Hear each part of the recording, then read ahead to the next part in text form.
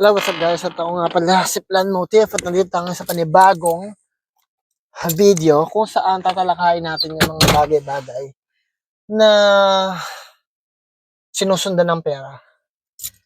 Bukod sa paggawa ng business, paggawa ng produkto at serbisyo, may tatlong bagay na palagi susundan ng pera. So, talakayin natin yan guys, pero bago ang lahat, ibigay ko lang yung pedigree ko. Ako nga pala si Plan Motif at isa akong psychotherapist dito sa Amerika. At paminsan-minsan naglalabas ako ng mga video na mga ganito para lang sa ganun may mapag-usapan tayo tungkol sa mga swerte sa buhay, bukod sa swerte sa buhay at wait lang guys, magiging natin ito guys. Nag-uusapan natin yung mga swerte sa buhay, kung paano tayo magkaroon ng sapat na pera, hindi naman pera, paano tayo makapag-desisyon ng maayos sa pang-araw-araw na buhay. So, pasensya na kayo guys at ako'y busy pero gumagawa pa rin tayo ng paraan sa habang nag-drive ako. Sinasabi ko sa inyo mga bagay na ganito at nakita ninyo na live natin siyang ginagawa. Hindi na halos pinagbubuhusan na pa ng mahabang panahon. So, diretso video na agad tayo.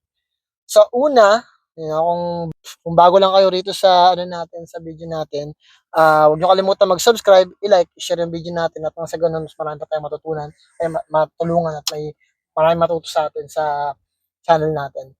So, ang una natin ibibigay sa tatlong bagay na pinaka-importante na sinusundan ng pera. Ang pinaka-umpisa yung pagmamaster mo sa sarili mo. So, paano ko sinasabi yan? Masterin mo yung sa sarili mo at yung desisyon na ginagawa mo. Pag sinabi mo sa sarili mo na mag-workout ka, mag-workout ka. Pag sinabi mo sa sarili mo na iinom ka ng kape ngayong oras na to, uminom ka ng kape. Kumbaga, masterin mo yung decision making mo kung saan pag may ginagawa ka, papanindigan mo yung bagay na yun. Para yung utak mo na pa-practice niya o natitrain natin siya na pag may gusto kang isang bagay, ay nagagawa mo ito kaagad at hindi ka nahihirapan mag-decide at hindi ka paligoy-ligoy sa mga bagay na yun. At nakaka-apekto yun sa pang-araw-araw natin na buhay, especially pag may mga decision making na alam mo na kung yung tama, nag-overthink ka pa, nagdadalawang isip ka pa, at nahihirapan kang mag-decision kasi parang sa tingin mo, meron pa much better na decision. So, kailangan mo palaging ititrain yung sarili mo na makapag-decide ng tama, mas mabilis, mas matalino, at nang sa ganon, mas malaman mo yung outcome ng mas mabilisan. At nakakatulong din to kasi nakikita ng mga tao na meron kang leadership skills kasi nagde-decide ka at pinaninindigan mo yung decision mo at alam ng mga tao na meron kang kakayanan mag-decide, especially pag masyado ng magulo yung sitwasyon, maraming nangyayari, alam nila kung sino yung papanigan nila, sino yung pupuntahan nila, at alam nila kung kanino sila mag-i-invest at magbibigay ng karampatang financial kasi merong mga tao na nakikitaan ka ng potensyal. At dahil doon, nag-i-invest sila sa'yo, binibigyan ka nila ng pera, ginagastos ang kanila, kasi nakikita nila yung potensyal mo at nakikita nila na hindi sayang yung binibigay nila sa'yo dahil alam nila na kaya mo mag-manage, kaya mo mag-decide ng ikaw, na kaya mo, merong ang kakayanan mag-desisyon para sa sarili mo. Pangalawang bagay naman ay impluwensya. So, kailangan marami kayong impluwensya. Pag sinabi natin impluwensya, yung mga tao, maraming influence, nakakatulong yun kasi the more na marami kang kaibigan, nag-i-invest ka sa mga kaibigan mo, especially kung yung mga kaibigan mo, alam mo na willing din mag-invest, na may pera, may kakayanan, may business.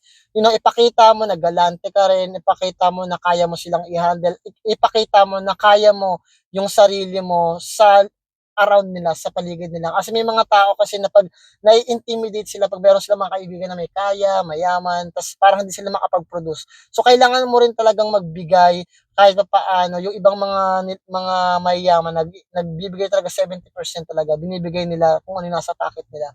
Kasi para makita nila na yung mga mayayaman na to, yung mental nila, pag nakita nila nag-invest sila sa'yo, ay nag-invest ka sa kanila, na napapansin nila na, alam mo, mag-invest ako rito kay Plan kasi nung mga time na nasa kami, ganito kami, naglaglag talaga siya, hindi siya nagdadalawang isip pagdating sa financial, pag alam niya, yung mga tao na kasalamuhan niya, alam niyang mapapakinabangan, willing din mag-invest at pwede mong natawag natin na ah, pagkatiwalaan pagdating sa pinansyal, pagdating sa impormasyon at lahat-lahat na. So, importante na marami kang impluwensya. The more marami kang impluwensya, marami kang influence sa mga tao, may mga tao ka na impluwensyahan, mas malaki rin yung pera darating sa'yo kasi pina-follow ng pera pag marami kang influence.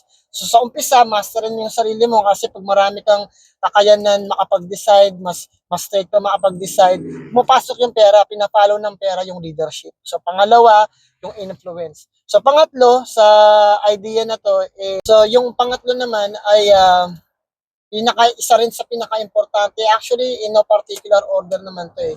Yung pinaka-pangatlo, yung malaman mo na meron kang kakayanan na mag-resolve ng problema. Kasi the more, marirealize mo to na ang pera ay isang reward pag nakakapag-resolve ka ng problema. Pag may problema ka na natatapos na naayos, nagkakaroon ka ng problema. May problema dito sa kumpanyang to, naayos mo, may pera ka. May alam mo kung paano ayusin yung mga bagay na to, may pera ka. Alam mo kung paano gawin yung mga bagay na to, may pera ka. So, napaka-importante na maintindihan mo na yung pera, pumupunta yan sa mga tao na na nakakapag-solve ng problema. So doon pa lang marirealize mo na kagad na may mga individual na kaya sila kumikita ng pera dahil sa marunong silang mag-solve ng mga problema na dumarating sa kanila. So kung ikaw ay problem solver, mas easy sa'yo na kumita ng pera. So lagi yung tatandaan, pag problem solver ka, mas madali kang kumita ng pera. So, yung tatlong bagay na gusto kong matandaan ninyo kung hindi ka man makapaglabas ng produkto, wala ka mang business kaagad, tandaan nyo lang yung tatlong konsepto na to na pwedeng magdala sa inyo sa wealth, sa kasaganahan ng buhay o mas mabilis pa yung pagtakbo ng pera pag na-master niyo yung tatlong bagay na to.